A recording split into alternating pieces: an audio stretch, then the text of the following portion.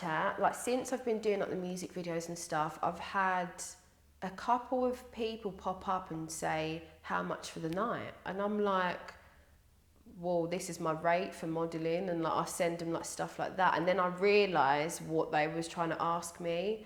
I've had an escort agency try and message me before. I mean, it's not for me at all. I've heard of a couple of girls in the industry that do it, each to their own, like if that's how they want to get their money. But from my behalf, no, I'd never. I'd say my parents split up when I was 7, and then I think from there I was like, I had depression and anxiety. Like I'd go into school, and then at lunchtime I would just sit there like in my form room like that, like just sad, like I wouldn't want to talk to anyone. From then I went on to like antidepressants. Like I've had a really hard time, and I'm really proud of like how far I've come and stuff. But yeah, like a lot of my friends like come to me like for advice, because I can see the little telltale signs, because it's not always like you have to look sad or you're crying. It could be the happiest person in the room that has got depression and is going home and cutting themselves. I've never done that. I've had friends that have done that, but no, I'm really mindful with looking after myself and others. Okay, some agencies will want you to pay a fee and you might not get any work. I personally don't do that because I'm not going to risk it. Other things, I've had agencies steal from me. I've had agencies, like to this day, they're out here trashing my name because of one little hiccup. What else?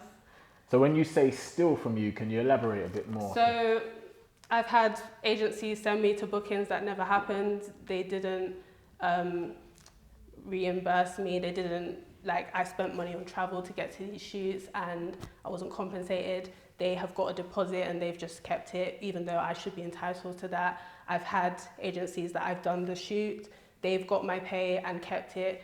I'm going to tell you the worst one that ever happens. So this was last year, 2019, 2020, sorry. It was a good booking because it was abroad. I went to Spain. This agency I'd never worked with before. They sent me there. I had no idea who I was meeting. I was supposed to meet the people from the agency. They didn't turn up. So they had apparently got paid like a deposit, and also, what's the word? I don't know what you call it, but like money for my expenses. That's it. And so like second day goes by now, I've got no money at all. The clients who I was with, because they've already paid my expenses, I didn't want to ask them for money, but they ended up having to pay more on top of what they agreed with the agency. So anyway, like weeks go on now, the shoot's done, I've done everything. The agency's not like contacting me at all, they've just gone ghost. Long story short, so the clients had paid the agency, they had the money, including the expenses. They didn't pay me. Apparently they had got a model the model gave me the booking, so she was managing the booking. So she wasn't the manager, she was a model. She fucked off now with my money. And she still models to this day, and I still didn't get it from her. They had to, the manager's brother had to pay him to pay me, if that makes sense. So now he owes his brother. But this was after me basically going on Instagram and trashing their name, saying don't work with this agency, they stole from me, for them to pay me. Like I had to do that to get my money. Wow. But yeah. So basically you went out to Spain for a booking. Yeah. You was booked from an agency at first, to your knowledge. So you've arrived in Spain and there's no correspondence with the agency. Yeah, I didn't even know who like the people looked like. Right. So it was very nervous. I forgot to even say this. I'm from London. I went all the way to Manchester airport to get there because they're from Manchester. So yeah. So did you do the video in the end? Yeah, it was the experience was great. It was just the money side that was the issue. All right. Yeah. And it's only after you've kind of taken it to social media? So it's safe to say if you didn't take it to social media, you probably I don't think I would have got anything. Like, if you don't kick up a fuss, you're not gonna get what you want. But it's not even what I wanted; it's what I worked for. Like, that was my money, and they stole it. So. I was with a guy agency. He told me to send pictures of the clothes that I was wearing for the shoot that was going to be the next day, and I sent it to him. But like, we didn't use those clothes in the end, so I feel like he used that for his own advantage, and he wanted me to meet up with him in his car. So I was like no. So the artist, I was working with an artist one time, and it was with an agency as well. And the artist, he messaged me after the shoot. Actually, he drove me home after the shoot, and he was being a bit weird. But he dropped me home, and then he texted me about an upcoming shoot that he has, but it wasn't a shoot, and I was basically in his car, and he told me, oh, there's gonna be a shoot, don't worry. And I was like, when is it gonna happen? So I got out of his car, because he wanted to do an outside shoot with his phone, and I was a bit skeptical. And then he came up behind me and done something inappropriate, and then I wasn't having it, so I was like, can we leave? And then he was like, okay, and I said, can I get paid? Because he said it was paid as well. And I don't know what to explain. Basically, I thought it was a shoot that was happening in a place, but it was actually not a place. It was behind like a field. And then, yeah. Oh gosh, so it was for, I don't know if I should mention the artist or not. No, you don't have to mention the artist. Okay, well, I went to a shoot. It was the first time working for that lady who owned that agency. And, you know, we go up to the shoot. It was only a 2-hour shoot, and it was quite late, so around like 11 o'clock.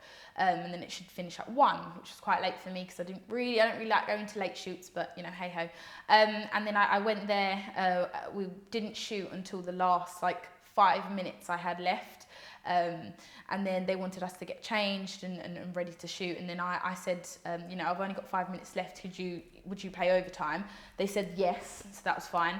Anyway, the artist then verbally assaulted me, saying I'm terrible. I didn't even do anything because he wanted me to twerk and all of that. But I don't personally do that.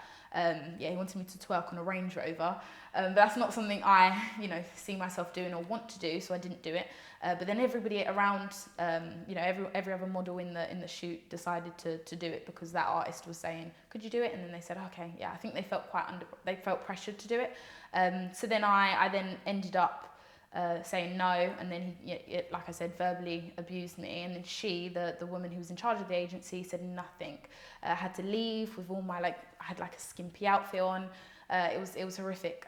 Quite traumatizing, quite frankly. But you know, we move. You know, I know better for next time. I didn't have anyone with me as well, so it's really important to bring someone with you. But yeah, that was one of like the cons about working with someone through the agency. But some people have different, you know, opinions about that. Guys come in, a white man, and the security guards are white as well. And guess what the security guard had said? They've basically said, oh, you know, basically he was trying to say that because he's from the same country as a security guard, that they can't kick him out. And the security guard was like, oh, but he's just saying street talk. He can say that. And I'm like, listen, if he said that on the road, he'd get arrested.